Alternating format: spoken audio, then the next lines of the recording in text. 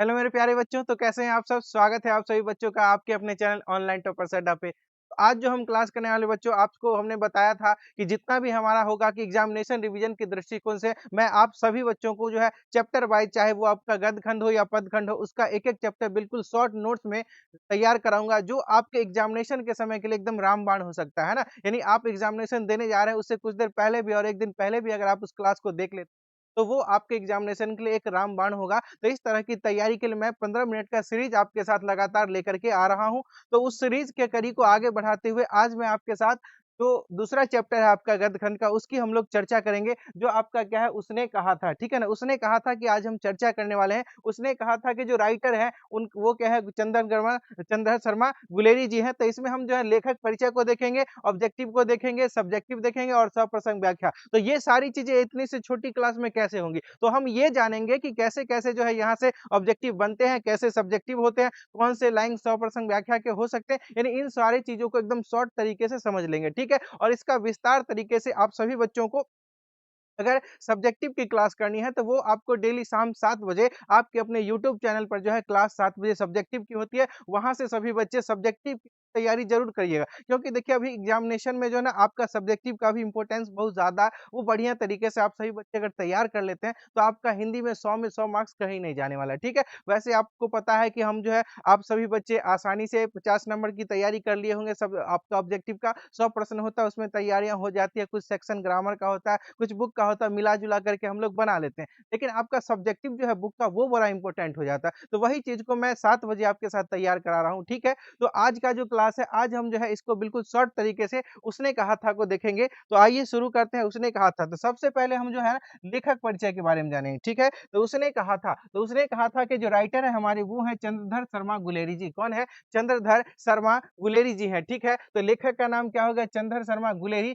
इनके जन्म की बात करें तो 7 जुलाई 1883 को इनका क्या होता है? जन्म होता है। निधन अर्थात मृत्यु जो है 12 सितंबर 1922 को होती है। अब देखिए जन्म स्थान जयपुर राजस्थान में है, ठीक है ना? इनका जन्म स्थान कहाँ है? जयपुर राजस्थान में। आगे देखिए मूल निवास गुलेर नामक ग्राम, जिला कांगड़ा, हिमाचल प्रदेश। यहाँ पे अब इस चीज़ों को समझ लीजिए कि जन्म स्थान की बात क्या है? जयपुर है, लेकिन इनका मूल निवास कहाँ होता है? गुलेर नामक ग्राम, ठीक है ना? यहीं पर परीक्षा में प्रश्न बन जाता है कि चंद्र शर्मा गुलेरी का जो है जन्म कहाँ हुआ था और पहला ही ऑप्शन आपको गुलेर दे देगा, ठीक है? तो वहीं पे कन्फ्यूजन क्रिएट होता है कि गुलेरी जी का संबंध गुलेर से है, ठीक है ना? इसलिए बच्चे मार देते हैं। लेकिन इस ध्यान रखिएगा कि जन्म की बात करें तो जयपुर राजस्थान, लेकिन मूल रूप से निवासित कहाँ हो जाते हैं? तो गुलेर नामक ग्राम, ठीक है ना? जो कांगड़ा जिला हिमाचल प्रदेश में पड़ता है। देखिए, अब आगे है पिता जो है ना पंडित शिवराम, पिताजी का क्या नाम था? पंडित शिवराम। संपादन की बात करें तो समालोचक, उसके बाद है काशी नगरी, प्राचीनी पत्रिका, ठीक है?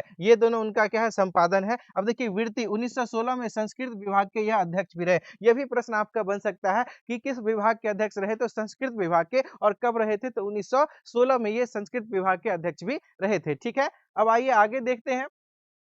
आगे आपका है प्रमुख कृतियों की बात कर ले, इनकी रचनाओं की बात कर ले, तो इनकी ती रचनाओं को देख लीजिए, इनकी जो कहानियाँ हैं 3 कहानियाँ, सुखमय जीवन जो है 1911 में प्रकाशित होता है, बुद्ध का काँटा 1911 में और उसने कहा था जो कहानी है वो 1915 में प्रकाशित होता है, ठीक है? यही जो है आपका यहाँ पे पूछा जाता है कि उसने कहा था कब प्रकाशित हुआ है, ठीक है? और किस में? तो सरस्वती नामक पत्रिका में क्या होता है? संपादित होता है, प्रकाशित होता है, ठीक है ना?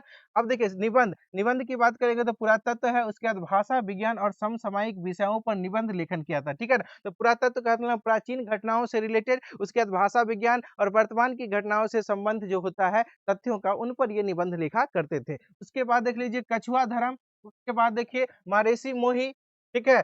उठाओ, पुरानी हिंदी, भारतवर्ष, डिंगल, संस्कृत की टिपरारी, उसके बाद है देवानांग प्रिय आदि इनका प्रमुख क्या है? निबंध है। तो इन प्रमुख निबंधों में आपको ज़्यादातर पूछा जाता है कछुआ धर्म। क्या पूछा जाता है? कछुआ धर्म। और पूछा जाता है पुरानी हिंदी। क्या पूछा जाता है? पुरानी हिंदी। तो निबंध तो इनके बहुत सारे हैं, लेकिन पूछे जाते हैं कछुआ धर्म और क्या पूछे जाते हैं? पुरानी हिंदी। अब देखिए चंद्र शर्मा गुलेरी 20वीं सदी के प्रथम चरण में हिंदी गद्य साहित्य के एक प्रमुख लेखक थे, ठीक है? तो 20वीं शताब्दी के प्रसिद्ध कवियों में कह सकते हैं, लेखक में जो एक हमारे कौन थे? चंद्र शर्मा गुलेरी जी भी थे, ठीक है? अब देखिए उनके समय में हिंदी, संस्कृत, अंग्रेजी आदि भाषाओं के प्रकांड विद्वान थे। यानी अपने समकालीन समय में जिस समय 20वीं शताब्दी चल रही थी, उस समय चंद्र शर्मा जी जो है ना हिंदी साहित्य में, उसके बाद संस्कृत और अंग्रेजी सभी साहित्यों में इनका अच्छा ज्ञान रहा था, ठीक है? अब आगे देखिए वे द्विवेदी युग से संबंधित है, ठीक है ना? किससे संबंधित है? द्विवेदी युग से, ठीक है? इसी तरह से यहाँ पे युग भी पूछा जाता है कि कवियों का युग क्या था? भारतेंदु युग है, द्विवेदी युग है, तो इस तरीके के युग भी आपको पूछे जाते हैं। तो जब आपको युग पूछा जाए तो चंद्रधर शर्मा गुलेरी का युग क्या हो जाएगा? द्विवेदी युग हो जाएगा, ठीक है? एक प्रमुख निबंधकार, एक बहुमान्य क्या थे? विद्वान थे, ठीक है? तो कह सकते हैं निबंधकार मतलब जो लेख लिखते थे, और विद्वान तो पता है जो सभी क्षेत्रों में जिनको ज्ञान होता है उसे हम क्या कहते हैं? विद्वान कहते हैं, ठीक है? अब आइए आगे देखते हैं। अब जो है कहानी के पात्रों की बात कर लें, ठीक है? ये कहानी जो है एक मतलब क्या है, कह सकते हैं फ़िल्मदार कहानी है, इस पर फ़िल्म भी बनाया गया है। तो इसमें हम लोग अलग-अलग पात्रों को देख लें कि कौन-कौन से पात्र इस कहानी में शामिल है। तो सबसे पहला पात्र हमारा लहणा सिंह, क्या है? लहणा सिंह है, जो क्या होता है? नायक होता है, यानी इस कहानी का मेन पात्र कौन है? लहणा सिंह है, ठीक है? उसके बाद सूबेदारनी रहती है, सूबेदार हजारा सिंह रहता है, बौधा सिंह रहता है जो सूबेदार का बेटा होता है, उसके बाद है अतर सिंह लड़की का मामा होता है, महा सिंह सिपाही रहता है, ठीक है? वजीरा सिंह जो है, वजीरा सिंह आपका यहाँ पे देख लीजिए, वजीरा सिंह जो सिपाही या पलटन का क्या होता है? विदूषक होता है। तो ये सारे क्या है? इनके पात्र हैं, ठीक है? इससे यहाँ पे प्रश्न भी आ जाता है कि उसने कहा था कहानी के पात्रों की एक सूची बनाई, तो यह रहा आपका सूची, ठीक है ना? इस सूची में सभी पात्र को ध्यान से रखेंगे कि ये यहाँ से भी आपके प्रश्न बनते हैं। जैसे आपका मान लीजिए प्रश्न आ जाएगा कि लड़की के मामा का क्या नाम था? तर सिंह था, ठीक है? इस तरीके से प्रश्न आपका एग्ज़ाम में बनता है, या सीधे पूछ देगा कि जो पात्र हैं उनकी सूची तैयार करें, 2 मार्क्स का प्रश्न बनता है। तो इन सूचियों को हम लोग आसानी से क्या कर सकते हैं? लिख सकते हैं, ठीक है ना? चलिए, आगे बढ़ते हैं। अब देखिए यहाँ पे समझ लें हम ज़रा क्या कह रहा था, उसने कहा था तो इसके क्या है कि कुछ महत्वपूर्ण तथ्य पठित पाठ के आधार पर। अब हम जो पाठ पढ़ेंगे, ठीक है ना? हमने जो पाठ पढ़ा उसके आधार पर कुछ क्या है तथ्य हैं, यानी ये तथ्य जो हमने उठाए हैं वो सीधे आपको कहीं न कहीं ऑब्जेक्टिव में काम आएगा। यानी सीधे ऑब्जेक्टिव के लाइन से हैं जो आपको बिल्कुल अच्छे तरीके से, बिल्कुल बढ़िया तरीके से ऑब्जेक्टिव बनाकर बनेगा इसका, और इसके साथ-साथ सब्जेक्टिव का भी ज्ञान होगा, और इस लाइन से आप ये भी समझ सकते हैं कि सप्रसंग व्याख्याएँ कैसे होती हैं, कौन-सा लाइन उठाता है सप्रसंग व्याख्या के लिए, ये सारी चीज़ें यहाँ से हमारी क्लियर हो जाएगी, ठीक है? तो देखिए उसने कहा था कहानी जो है आचार्य महावीर प्रसाद द्विवेदी द्वारा संपादित सरस्वती पत्रिका, ध्यान रखेंगे कि महावीर प्रसाद द्विवेदी जी की सरस्वती पत्रिका है, उसमें जून 1915 में उसने कहा था कहानी क्या होती है? प्रकाशित होती है। गुलेरी जी की इस कहानी की पृष्ठभूमि प्रथम विश्व युद्ध 1914 से 18 की है, ठीक है ना? ये जो कहानी है वह प्रथम विश्व युद्ध की कहानी है, जो पृष्ठभूमि तैयार होती है 1914 से लेकर के 18 तक। इसमें लहणा सिंह जो है वो सिपाही रहता है, और भारत की ओर से जो है ना इंग्लैंड के साथ वह लड़ने के लिए जाता है, ठीक है ना? इंग्लैंड के साथ में, ठीक है? इंग्लैंड का साथ देते हुए, क्योंकि उस समय इंग्लैंड हम जो है इंग्लैंड के कब्जे में होते हैं, ठीक है? तो उस समय वो लड़ने के लिए जाता है, ठीक है? और देखिए ये उसने कहा था, उसकी जो है अमर रचना है, ये चंद्रधर शर्मा गुलेरी जी की अमर रचना उसने कहा था, इसीलिए इसे हिंदी के विकास में मील का पत्थर माना गया, ठीक है? यहाँ से ही प्रश्न आता है कि किस कहानी को हिंदी के विकास में मील का पत्थर कहा जाता है? तो यह उसने कहा था कहानी है जिसको हिंदी के विकास में क्या कहा जाता है? मील का पत्थर कहा जाता है, ठीक है?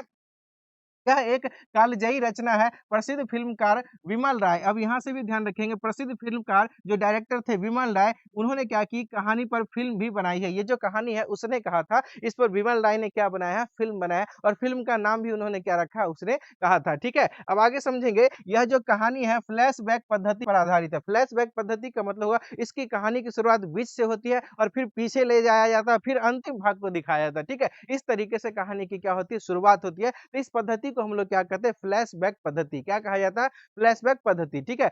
अब देखिए कह रहा 25 वर्ष बीत गए, अब लहना सिंह 77 राइफल में जमादार हो गया, ठीक है ना? लहना सिंह क्या हो गया? 77 राइफल में जमादार हो गया। हम थोड़े से फ्लैशबैक में आपको ले जाया चलते हैं कि लहना सिंह जब बचपन में रहता है, तो अमृतसर कहा शहर की एक घटना है, ठीक है? लहना सिंह जो है एक लड़की को, लहना सिंह की उम्र 12 वर्ष रहती है और लड़की की उम्र 8 वर्ष रहती है। वह एक लड़की को टाँगे के नीचे आने से क्या करता है? बचाता है। उसी समय लहना सिंह और उस लड़की में एक अनजान प्रेम ने जन्म लिया, यानी लहना सिंह के हृदय में उस लड़की के प्रति एक अनजान प्रेम क्या करता है? जन्म लेता है, ठीक है ना? और वहीं से दोनों मिलते हैं और फिर बिछड़ जाते हैं कुछ कारणवश, और 25 वर्षों बाद क्या होते हैं? फिर मिलते हैं। यही कहानी है फ्लैशबैक। क्या है? फ्लैशबैक है, ठीक है? तो जब 25 वर्ष बाद मिलते हैं तो लहना सिंह जो है जमादार के पद पर होता है। किस पद पर? जमादार के पद पर, जो 77 राइफल में भर्ती होता है।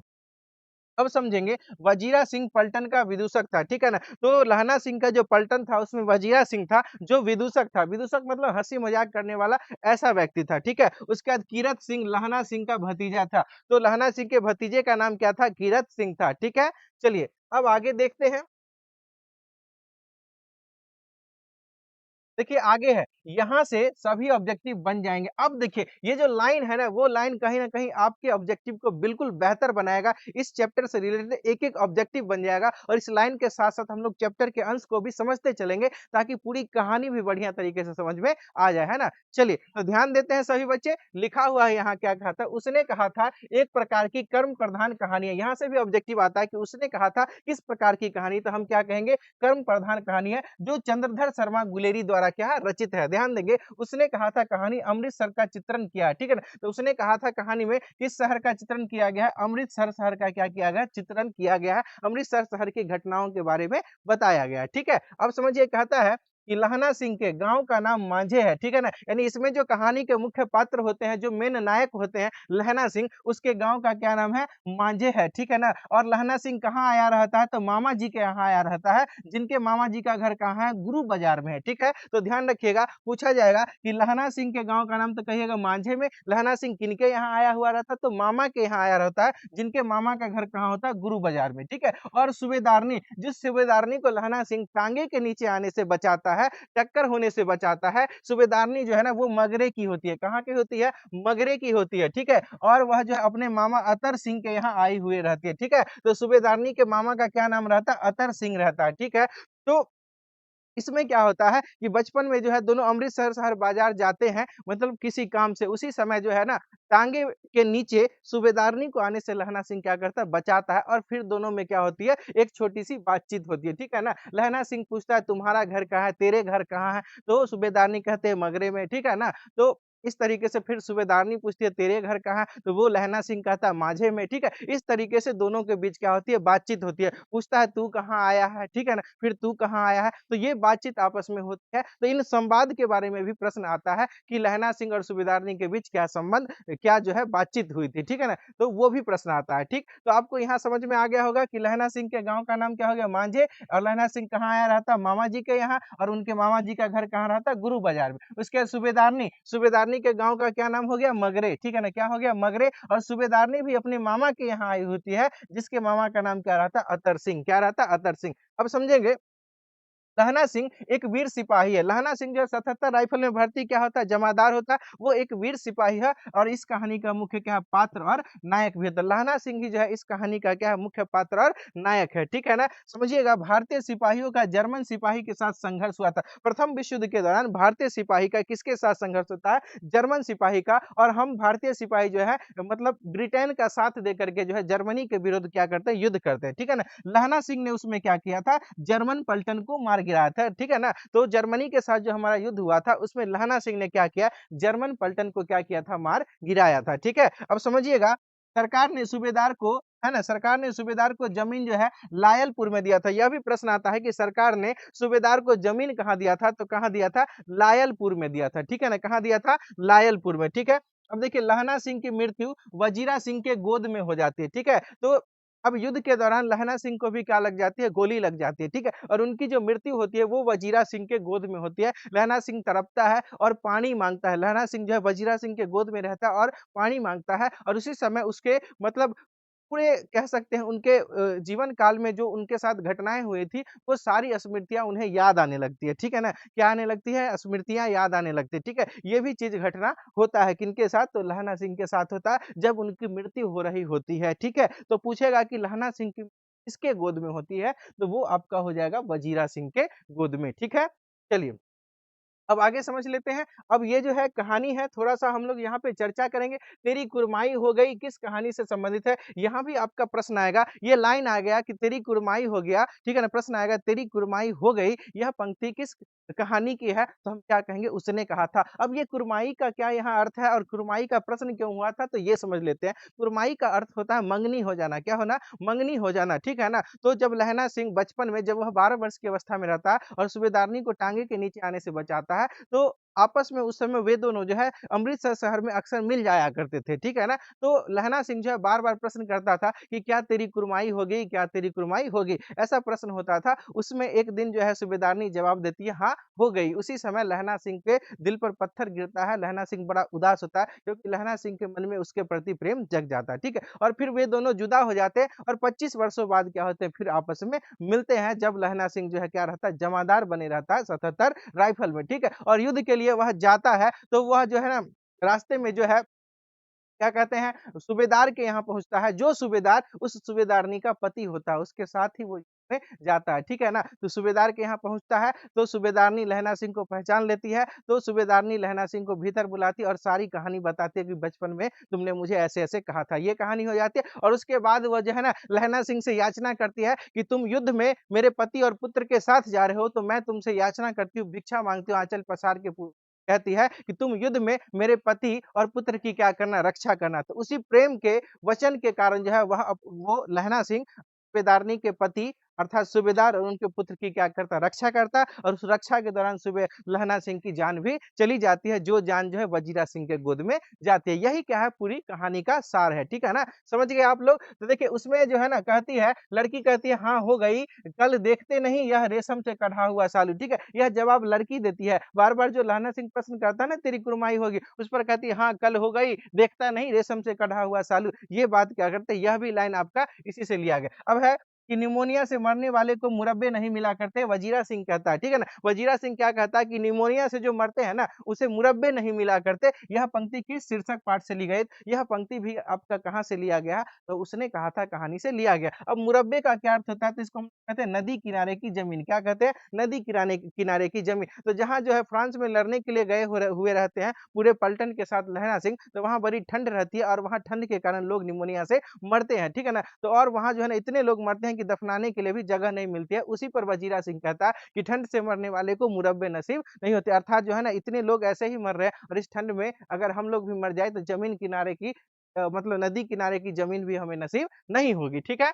अब समझिए मृत्यु के कुछ समय पहले स्मृति साफ हो जाती है, इस कहानी का क्या करना है? इस लाइन यह जो लाइन किस कहानी से लिया गया है? तो यह जो उसने कहा था कहानी से लिया गया है, ठीक है? और यहाँ से प्रश्न भी आएगा कि मृत्यु के समय सारी स्मृतियाँ क्या हो जाती है? साफ हो जाती है, इसकी सप्रसंग व्याख्या करें। ऐसे ही प्रश्न आ सकता है तो हम क्या कह सकते हैं कि प्रस्तुत पंक्ति हमारे पाठ्य पुस्तक दिगंत भाग 2 से, है ना? मतलब चंद्रधर शर्मा गुलेरी द्वारा रचित उसने कहा था कहानी से लिया गया है, ठीक है ना? प्रस्तुत पंक्ति के माध्यम से कवि कहना चाहते हैं कि जब व्यक्ति मरने के क्षण में होता है, जिस समय लहना सिंह को गोली लगी रहती है, तो लहना सिंह वजीरा सिंह के गोद में रहता है, उस समय उसकी सारी स्मृतियाँ क्या होती है, याद आती रहती है, उसके जीवन की जो भी घटनाएँ हैं, क्या होती है, याद आती रहती है। ये कवि ने क्या कहा है कि मृत्यु के मरते समय कुछ पहले स्मृति क्या हो जाती है, साफ हो जाती है, ठीक है? तो इस तरीके से सारे प्रश्न जो आपके यहाँ से क्या हो जाएँगे, बन जाएँगे, ठीक है ना? इस तरीके से सारे प्रश्न क्या हो जाएँगे, बन जाएँगे और सभी बच्चों को काइंडली रिक्वेस्ट रहा कि जो बच्चे एकदम बढ़िया तरीके से तैयारी करना चाह रहे हैं सब्जेक्टिव, तो वो 7 बजे शाम को डेली जुड़ना नहीं भूलिएगा। वहाँ 5 से 6 सेट में पूरे आपके हिंदी का सब्जेक्टिव हम लोग करवा रहे हैं। वहाँ पे आपकी बढ़िया तैयारी वहाँ पे सब्जेक्टिव हो जाएगी और इस सीरीज़ के साथ आप अगर पढ़ते चलिएगा, तो यहाँ से आपका ऑब्जेक्टिव कंप्लीट हो जाएगा, यानी पूरा हिंदी आपका कंप्लीटली क्या होगा, कवर हो जाएगा, ठीक है ना? तो आप सभी बच्चों को क्लास अगर अच्छा लगा होगा, जो हम चीज़ें बता रहे हैं, तो आप सभी बच्चे इस क्लास को अपने दोस्तों के साथ भी शेयर करिएगा, ठीक है ना? आप लोग बस देख के रह जाते हैं यूँ ही, हमारे मेहनत को थोड़ा-सा आप भी सलाम करते हुए अगर अच्छा लग रहा है तो, है ना? मेहनत को तवज्जो देते हुए क्लास को अपने दोस्तों का शेयर ज़रूर कर लीजिएगा, ठीक है? और आपको क्लास अच्छा लगेगा तो कमेंट भी ज़रूर करिएगा कि सर इसी तरह का लगातार क्लास होते रहना चाहिए। ये भी कमेंट आप सभी बच्चे मैं चाहता हूँ, ठीक है? तो मैं उम्मीद करता हूँ आप सभी बच्चे कमेंट ज़रूर करेंगे, ठीक है? तो फिर हम आपसे मिलेंगे इसी तरह के सीरीज़ के साथ अगले क्लास में, तब तक के लिए मेरे तरफ से सभी बच्चों को जय हिंद।